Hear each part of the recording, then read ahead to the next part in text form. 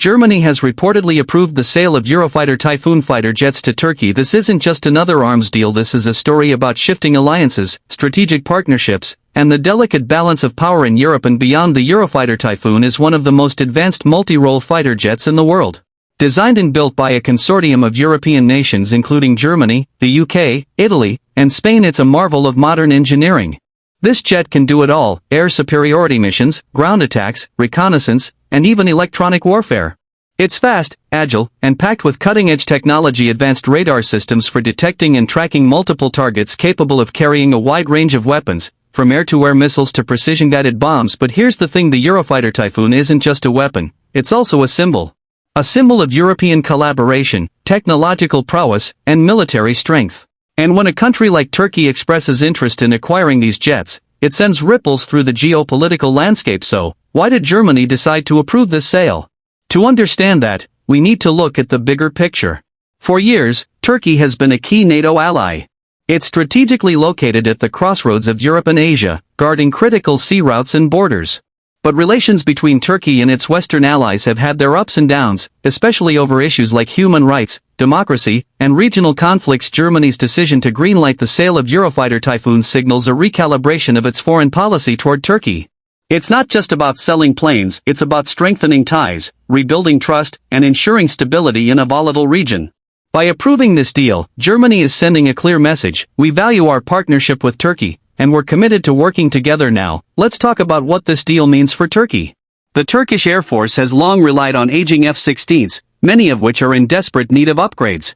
While Turkey has been developing its own indigenous fighter jet program, the TFX, those planes won't be ready for years.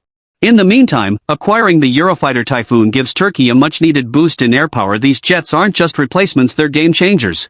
With their advanced capabilities, Turkey will be able to project power more effectively, defend its airspace against potential threats, and contribute to NATO missions with greater confidence.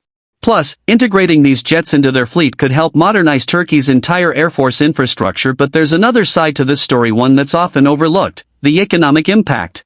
Deals like this don't happen in a vacuum. They create jobs, stimulate innovation, and drive industrial growth.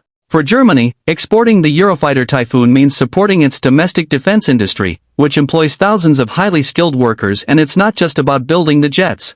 Maintenance contracts, spare parts, training programs, all of these components add up to a significant economic boost. Meanwhile, for Turkey, investing in cutting-edge military technology could spur advancements in other sectors, such as aerospace engineering and manufacturing. Of course, no discussion of this deal would be complete without talking about its geopolitical implications. Turkey sits at a crucial junction, bordering countries like Syria, Iraq, Iran, and Russia. Its geopolitical position makes it a linchpin for regional security and a wildcard in global politics. This deal strengthens Turkey's hand in negotiations with both allies and adversaries. On one hand, it reassures NATO that Turkey remains a reliable partner. On the other hand, it sends a signal to rivals like Russia that Turkey is doubling down on its military capabilities. Some analysts argue that this move could even influence Turkey's stance on conflicts in the Middle East or Eastern Europe. But not everyone is happy about this deal. Critics have raised concerns about human rights abuses in Turkey, arguing that selling advanced weaponry to Ankara could embolden authoritarian tendencies.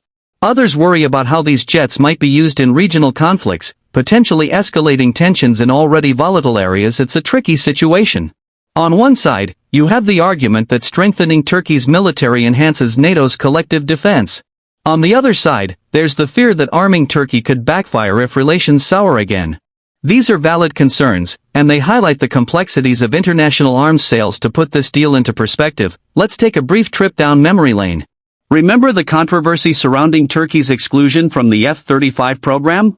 That decision strained relations between Ankara and Washington, leaving Turkey scrambling to find alternatives. Fast forward to today, and Germany's approval of the Eurofighter Typhoon deal feels like a step toward repairing some of those fractures. History teaches us that military deals are rarely straightforward.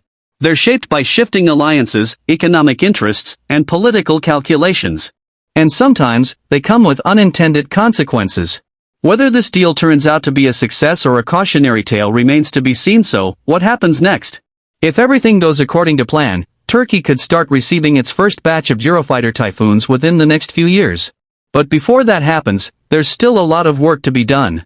training pilots, setting up maintenance facilities, and integrating the jets into Turkey's existing fleet.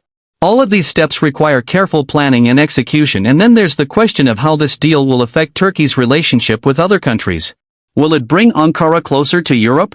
Or will it complicate matters further? Only time will tell. At the end of the day, the Eurofighter Typhoon deal is more than just a transaction. It's a reflection of the complex web of relationships that define our world today.